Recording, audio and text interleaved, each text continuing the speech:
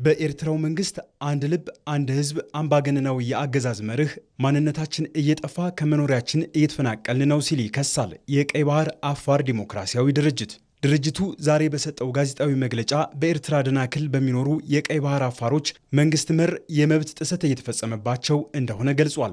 በተለይም ከ1993 ዓ.ም ጀምሮ በደናክል አካባቢ የሚኖሩ የቀይ ባህር አፋሮች ላይ ከህግና ከፍርድ ውጭ ግድያን ጨምሮ ዘር ተኮር ጥቃት እየተፈጸመባቸው መሆኑን የድርጅቱ ሊቀመንበር ኢብራሂም ሃሩን ተናግረዋል።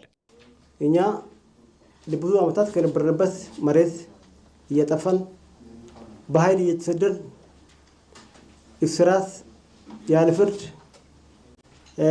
ገደብ የሌለው ወታደራዊ ግዳጅ ሴቶችን መድፈር ባህር መጥፋት የኢኮኖሚ ማዕቀብ ባህር ላይ ደግሞ እንደፈለገ እንዳይሰሩ ሰው ወጥቶ እንዳይገባ ሆን ብሎ ከ1993 ጀምሮ እየደረሰብን ያለው የዘር ማጥፋት ዘመቻ ለማቀለጥ ነው። የኤርትራ መንግስት በሚፈጽመው የግዳጅ ወታደራዊ ምልመላ ወጣቶች በወጡበት እንዲቀሩ ከ300 ሺህ በላይ አረጋውያንና ህጻናትም እንዲሰደዱ ማድረጉን የጠቀሱት ሊቀመንበሩ የመጨረሻ ግቡ የቀይ ባህር አፋሮችን ከቀይ ባህር ዳርቻ ማፈናቀል መሆኑንም ገልጸዋል። ወጣት ሽማግሌም ሴትም ሁሉ እየሄደ ነው ያለው አገር ለቆ። ምክንያቱ የሻዕቢያ ስትራቴጂ ቀይ ባህር አፋር ካለበት ከባህር ዳርቻ እንዲሰድ በኃይል ለቆ እንደሄድ ነው ዋናው። ቀይ ባህር አፋር ተሰዶ መሬቱ እና ባህሩ ለማስቀረት ነው ዋናው የሻዕቢያ ስትራቴጂ። ስለዚህ ሆን ብሎ ነው ወጣትም ይሄዳል፣ ሴትም ትደፈራለች።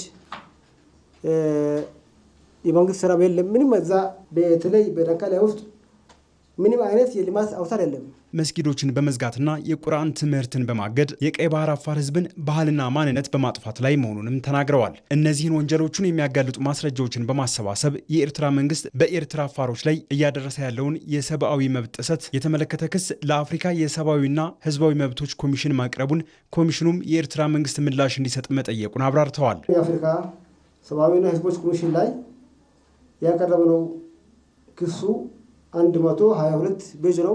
ሻዕቢያ በእኛ ላይ ያካሄደ ያለው የዘር ማጥፋት ዘመቻ ሁሉ የሚገልጽ ነው ሪፖርቱ። ስለዚህ ጁን 4 ላይ አስገብተን ነበር 2025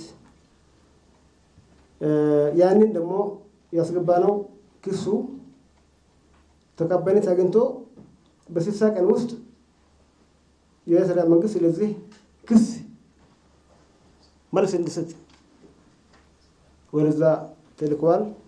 የተባበሩት መንግስታት ድርጅት፣ የአፍሪካ ህብረትና ሌላውም ዓለም አቀፍ ማህበረሰብ የኤርትራ መንግስት በአፋሮች ላይ እየፈጸመ ያለውን የሰብአዊ መብት ጥሰት ትኩረት ሰጥቶት ምርመራ እንዲያደርግ ህጋዊ እርምጃ እንዲወስድም የቀይ ባህር አፋር ዲሞክራሲያዊ ድርጅት ጠይቋል።